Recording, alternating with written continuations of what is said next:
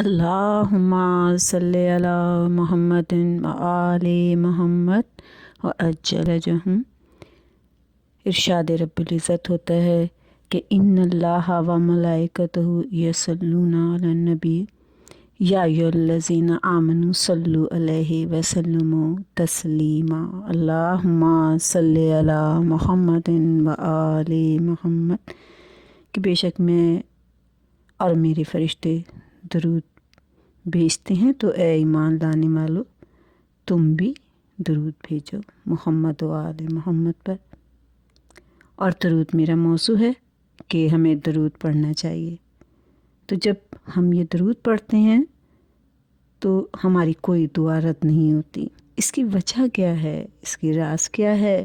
اللہ کی اس میں حکمت کیا ہے کہ جب ہم اول و آخر درود پڑھتے ہیں کسی دعا کے قبول ہونے کے لیے تو ہماری دعا قبول ہوتی ہے۔ راز اس کا یہ ہے کہ خداوند کریم سے ہم اس میں درخواست کرتے ہیں۔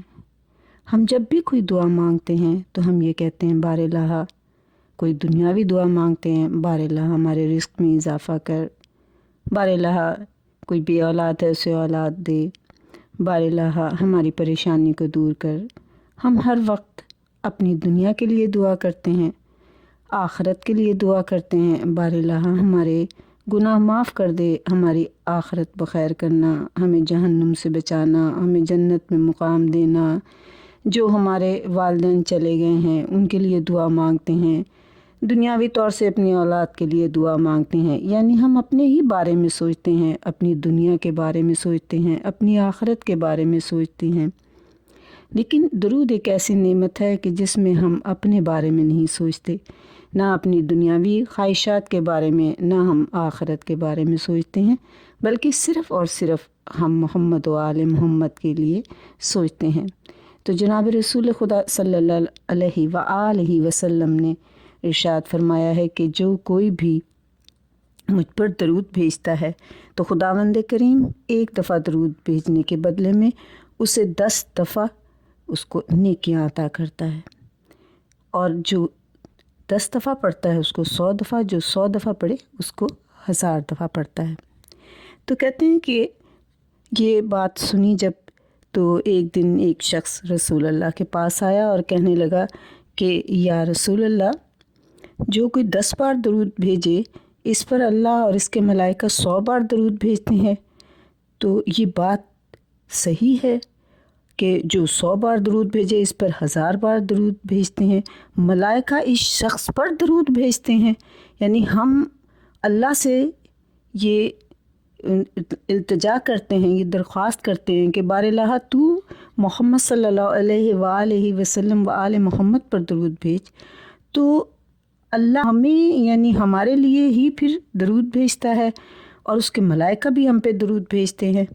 تو آپ نے کہا کہ یہاں پر یہ درود تمہارے لیے نیکیوں میں اضافے کا باعث ہے۔ تو آپ نے فرمایا کہ کیا تو سورۃ احزاب تو نے نہیں پڑھی ہے؟ اس نے کہا یا رسول اللہ بے شک پڑھی ہے۔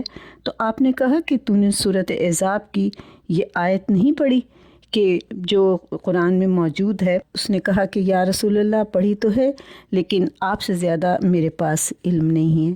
آپ نے کہا هو الذی یصلی علیکم و ملائکتہ لیخرجکم من الظلمات الی النور وکان بالمؤمنین رحیما، آیت نمبر 43 سورۃ احزاب کی۔ کیا تو نے یہ پڑھی نہیں ہے؟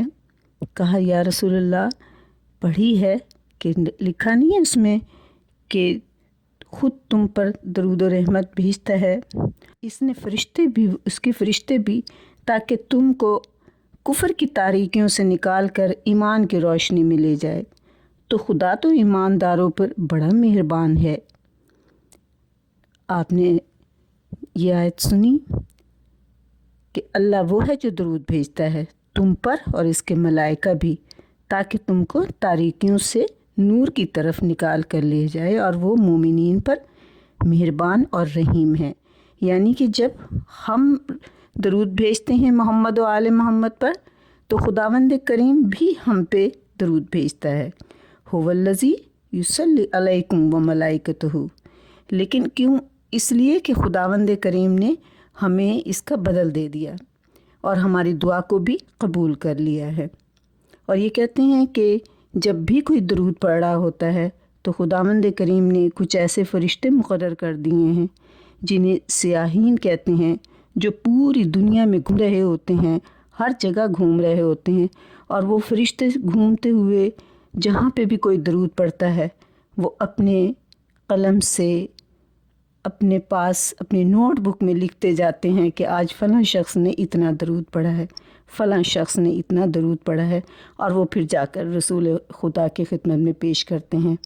اور جہاں پہ بھی کہیں درود پڑھا جاتا ہے، کسی محفل میں، کسی مجلس میں، کسی جگہ بھی ذکر ہوتا ہے، تو وہاں پہ فرشتے آ جاتے ہیں، جنہیں سیاحین بھی کہتے ہیں کہ سیر و سیاحت کرنے والے، یعنی پوری دنیا میں گھومنے والے، اور ان کے لیے کوئی دنیا میں شرط نہیں ہے کہ وہ کسی ایک مقام یا ایک جگہ پر جاتے ہیں، کیونکہ خداوند کریم نے خصوصی ان کو اسی لیے بنایا ہے کہ وہ جو کوئی بھی درود پڑھے اس کے درود کو جمع کریں۔ پوری دنیا میں ہر جگہ وہ گھومتے ہیں، اور گھومنے کے بعد وہ اس کو اکٹھا کرتے ہیں، اور پھر کچھ فرشتے جو ہیں وہ رسول اللہ کی خدمت میں جاتے ہیں، کچھ فرشتے خداوند کریم کے پاس جاتے ہیں اور جا کر کہتے ہیں کہ بار اللہ فلاں شخص نے یہ اتنا درود پڑھا ہے، اور رسول اللہ کے پاس بھی جاتے ہیں اور ان کو بھی ان کی خدمت میں بھی یہ درود پیش کرتے ہیں۔ تو کہتے ہیں کہ جمعرات کی شام سے ہی یہ سیاحین جو ہیں خاص طور سے آسمان سے آتے ہیں، اور ساری رات اور جمعے کے پورے دن یہ جہاں جہاں پہ بھی کوئی درود پڑتا ہے وہ اس کو لکھتے چلے جاتے ہیں، اور جب شام ہو جاتی ہے جمعے کی تو کچھ فرشتے رسول اللہ کی خدمت میں آتے ہیں اور کچھ خداوند کریم کی خدمت میں جاتے ہیں اور درود پیش کرتے ہیں، اور خداوند کریم اس درود کے بدلے میں جس نے ایک دفعہ بھی درود پڑھا ہوگا اسے 10 درود کا ثواب عطا کرتا ہے۔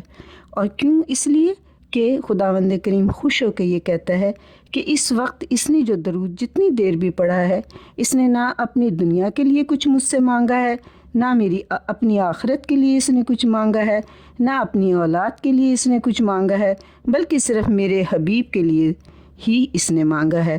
تو خداوند کریم خوش ہوتا ہے اور وہ بھی پھر ہمیں اس کے نیکیوں کا اجر عطا کرتا ہے۔ درود پڑھیں محمد و آل محمد پر، اللہم صلی علی محمد و آل محمد۔ اس ذکر کے صدقے میرے مولا ہماری پریشانیاں دور کر ہماری عاقبت بخیر کر دینا۔ خوش رہیں، آباد رہیں۔ اللہم صلی علی محمد و آل محمد وعجل فرجہم۔